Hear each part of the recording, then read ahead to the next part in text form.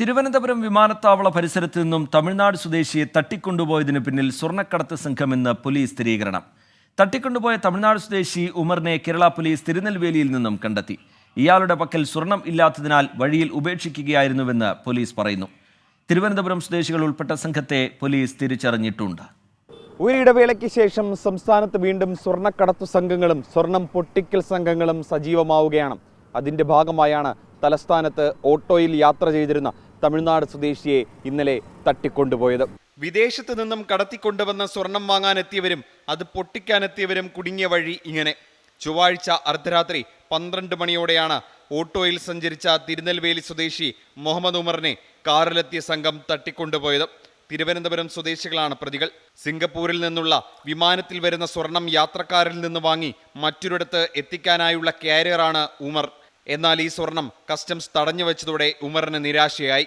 ഓട്ടോറിക്ഷയിൽ തമ്പാനൂർ റെയിൽവേ സ്റ്റേഷനിലേക്ക് പോകുന്നതിനിടെയാണ് കാറിലെത്തിയ സംഘം ഉമറിനെ തട്ടിക്കൊണ്ടുപോയത്.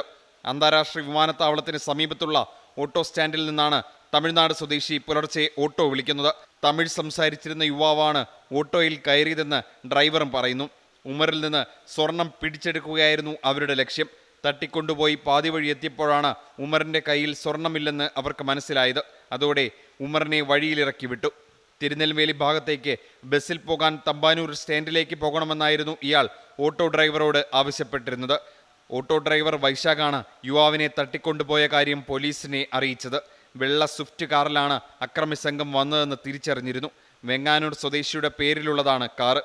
തുടർന്ന് പോലീസ് നടത്തിയ അന്വേഷണത്തിലാണ് തട്ടിക്കൊണ്ടുപോയ ആളെ കണ്ടെത്തിയത്. തട്ടിക്കൊണ്ടുപോയവരെയും തിരിച്ചറിഞ്ഞിട്ടുണ്ട്. മുൻപ് കണ്ണൂർ, കരിപ്പൂർ വിമാനത്താവളങ്ങൾ കേന്ദ്രീകരിച്ചായിരുന്നു സ്വർണ്ണക്കടത്ത് പൊട്ടിക്കൽ സംഘങ്ങൾ സജീവമായിരുന്നത്. ഇന്നതിൻ്റെ വേരുകൾ തലസ്ഥാനത്തേക്കും പടരുന്നതിൻ്റെ സൂചനയാണ് തിരുവനന്തപുരത്തെ ഈ സംഭവം. തിരുവനന്തപുരത്ത് നിന്നും അജീഷ് ജയകുമാർ, 24.